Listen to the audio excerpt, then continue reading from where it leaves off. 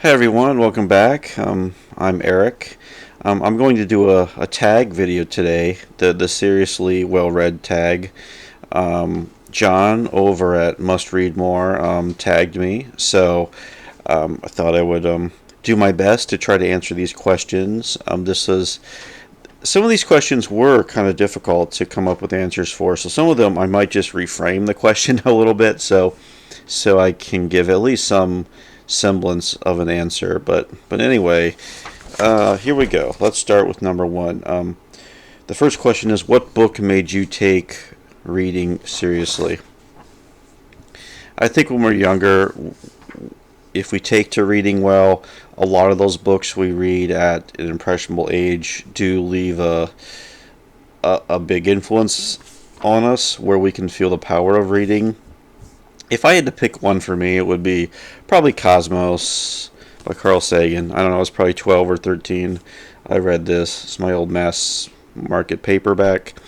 A book that, based on the TV series, a history of science, focused on astronomy and biology. Really kind of a work of popular science that I'm really because I think part of it was a lot was in this book I wasn't getting in school, or it was the idea that books can expand your mind a little bit and introduce ideas that you hadn't been before. So that would be my choice for that first question. The second question: what book did you pretend to understand? Be honest. Yeah, that's a tough question, and I'd hate to think I was ever the type of person who would read something and try to fake that I understand it. Well, just to impress people. I, I'm just not that kind of person, really. Now, it's possible for me to have read a book and maybe I thought I understood it, but you go back to it. It's possible I misread a book today, even, and I go back to the book and I maybe reframe or reorient my understanding towards the book. But yeah, so that's pretty much my answer for that one. I don't think I ever consciously read a book that I don't get this book, but I'm going to act like I understand it. That I don't know if I've ever done that consciously. So anyway, number three, which three books are on your personal required reading list? So I kind of took this to mean just three books that are important to me personally, that maybe I go back to a lot, or books that I just like to have around. So I just kind of picked out three books. I could have picked out three different ones easily, but let's see. The first one, I've read this book many times. Revolution in the Head, the Beatles records in the '60s. I think Ian MacDonald was the author. This is just a work of criticism. It kind of goes song by song, and there's essays on the Beatles catalog, and it's just written with a lot of verve, a lot of really interesting takes, iconoclastic takes on Beatles songs. I don't agree with everything in the book, but that's part of the fun of it, where the author comes at you with some really strong opinions and kind of makes you rethink the songs a little bit. So yeah, so this would Revolution in the Head would be one of those. I guess another film book for me. This is more for the author. This is just a book on horror films of the 1990s, by Kenneth Muir, who's just always one of my favorite writers on film. Probably influenced a lot how I think about movies. This is kind of an encyclopedic book that has, essays on most of the major horror releases of the decade. I know he's done one on the 70s, on the 80s, 90s. I think even there's a volume on the 2000s now. And just I think John's egalitarian approach, where he'll write about the big kind of more well-known horror movies, but also get into more of the B movies, the home video market, and really look at all aspects of the genre in the decade, and just with a lot of historical and sociological analysis. And really, I think the idea that horror movies can be just a great way to gauge the culture, to learn about the fears and anxieties of a culture that's happening in the outside world. So that's one of my big takeaways from John Kenneth Muir's writing. The third book I picked out is called Fight for Your Long Day by Alex Kudera. This is a book about an adjunct, okay? Teaches at community colleges, a part-time instructor, and it's one day in the life of, I've pretty familiar with this life, being, the idea when I hear people talk about academia as if it's all these professors, in their plush offices, dispensing out opinions and grades all day. That's really just such a small part of academia. A lot of the teaching load is on low-paid part-time teachers. And this book, and there's other adjunct novels as well, but this was the first one I read, and like I said, this is set in Philadelphia. We follow a professor through his day as he teaches at different colleges. Like he teaches at more of like a prestige university, goes to like more of a community college type setting. So it's just, I think this book was published in 2010, and just yeah, and adjuncts are just kind of invisible people in society. They're not talked about a lot in discussions of higher education, in the media, even pop culture. There's just not a lot of attention given to such a big part of the college world. Like TV shows, there's a number of TV shows about academic departments, and they're always about tenured professors and their personal struggles. And there's hardly anything about, what most teachers are in colleges. So this book does that. I met the author, interviewed the author a few times for this. Alex, I haven't communicated with him in a long time. He's written some more novels, I know, but I kind of lost track of Alex. I'm not sure what he's up to these days, but this is a book I'd highly recommend if you like books about academic settings. So yeah, so those are just kind of the three books that had some personal resonance for me, I guess is how I choose to answer that question. Question 4. What author have you been avoiding?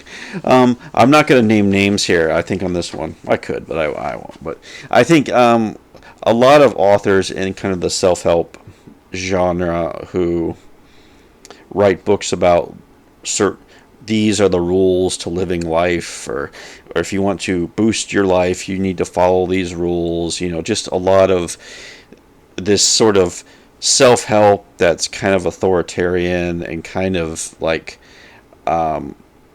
like here the author is like kind of like this father figure who's going to tell all these lost young men how to live their lives. And I just don't have much patience for these types of writers who just feel the need to dish out advice to readers, and they know how to suck readers into. They're very good at. There's a little bit of huckster side to this as well, where they know how to say the right things to sucker people in.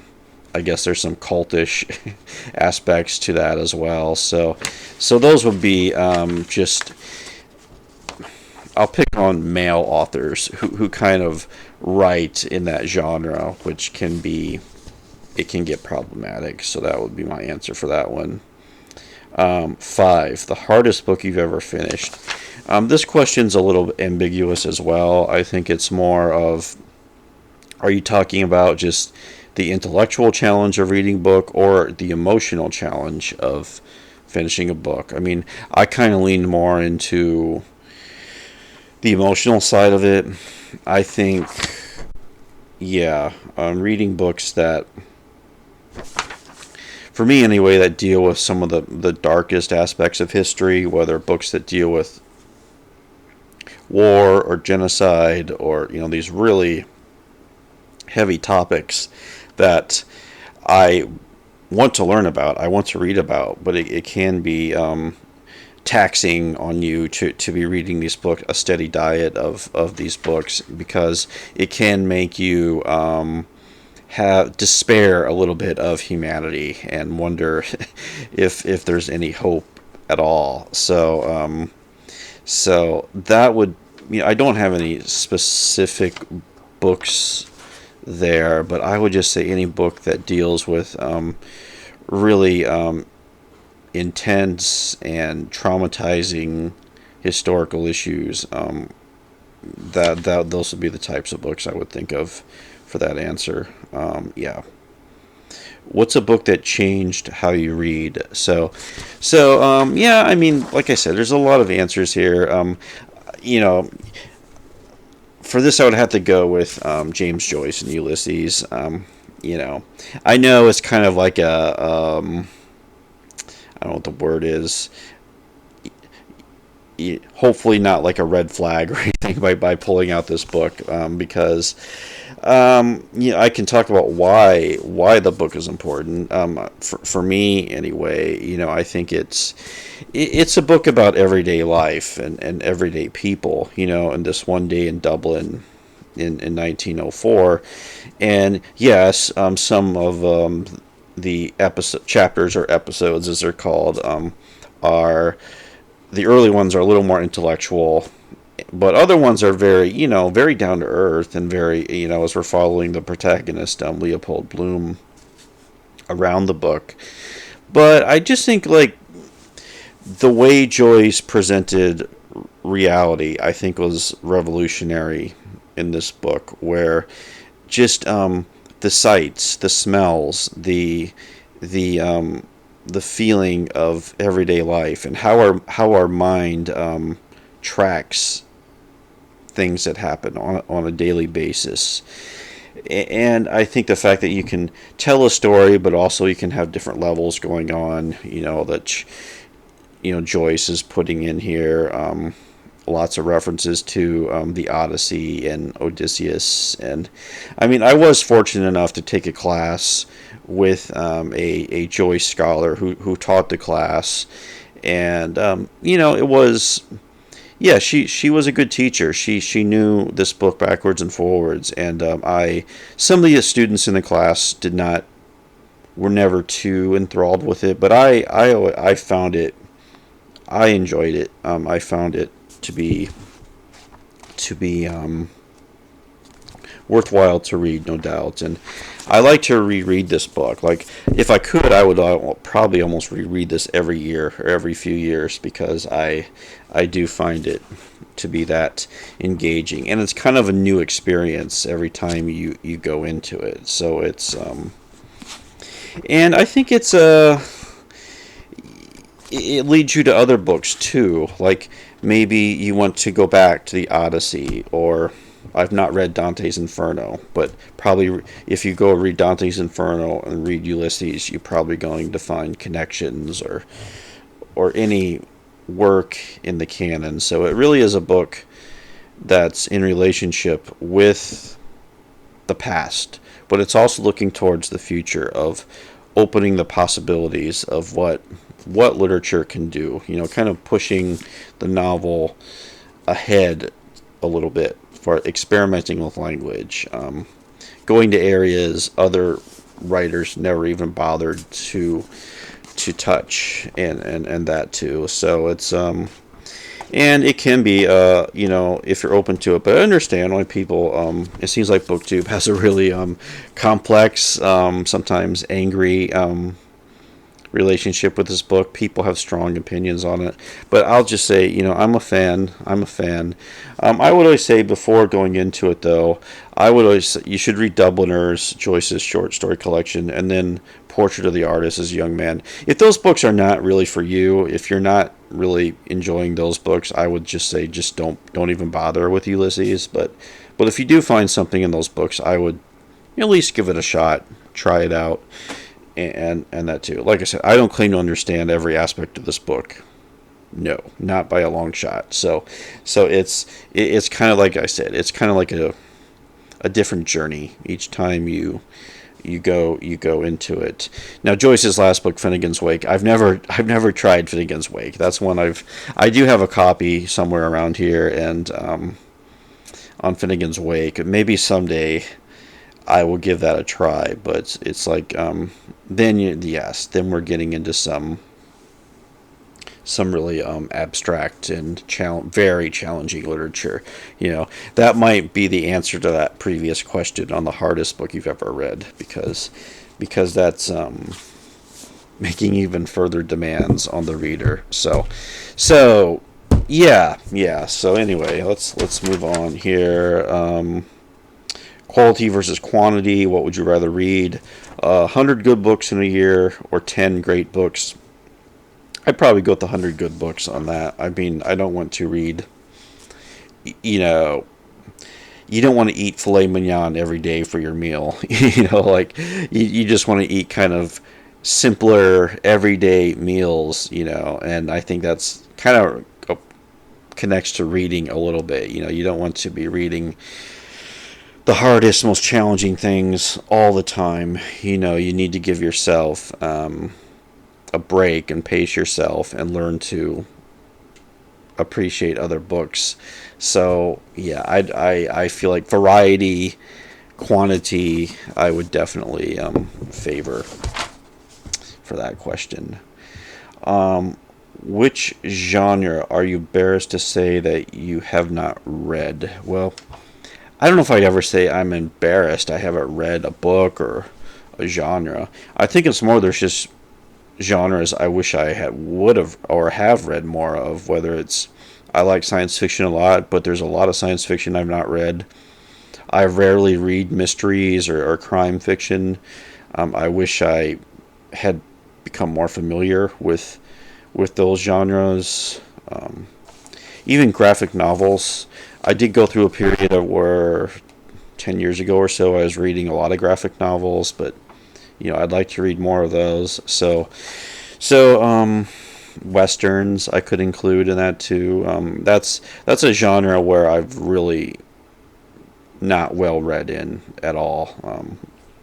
As far as westerns go, I like westerns movies. I've seen a lot of westerns in terms of cinema, but not so much with books. So yeah, like I said, I'm not embarrassed. It's just most genres I wish I had read more of. Yeah. See, question 10. What book do you think that most people misread? So, yeah, there's a lot of answers, I think, for this one. I mean, you could go to some obvious ones. I mean, people still argue about the Bible, fierce arguments over the Bible. My interpretation is better than your interpretation. I'm not a close reader of the Bible. Sometimes I'll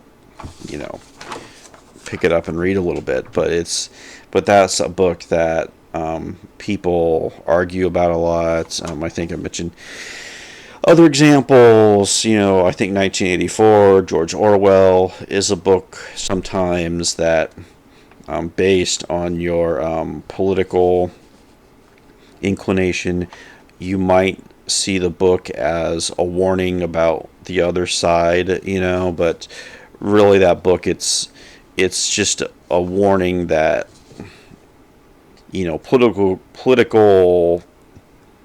repression can come from many different sides, okay? And it's just a general warning, like it's not necessarily a partisan book that's going after one certain political ideology. It's a warning against any ideology that's totalitarian in its nature. So a lot of, like, The Great Gatsby is another one. I think I was reading. I kind of, people might look at that as like a great love story, I think, between Daisy and Gatsby, right? But of course it's a commentary on class and things like that. So and this happens in movies a lot too. One example, like I found, was Fight Club. I've not read the Fight Club actually, but I've like the movie where people look at the protagonist of that movie as a role model, someone you should emulate. But no, that's a set. The character of I think Tyler Durden is a satire character. This is not someone the movie or the author necessarily wants you to follow. But that can happen a lot with movies and books. If a character is doing bad or toxic things, yet they're charismatic, people can kind of glom onto that a little bit and start to believe like that character is worth emulating. So, you can come up with a lot of examples of that, like Paradise Lost. Who's the true hero of that story, and so that's an interesting question to think about.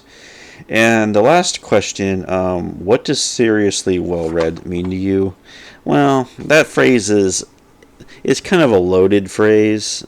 I think we might have like a reader in our mind of elite readers out there who can read in several languages, and they've read the whole canon, have the whole canon memorized, and have all this knowledge stored, and maybe there's only like a select few people who can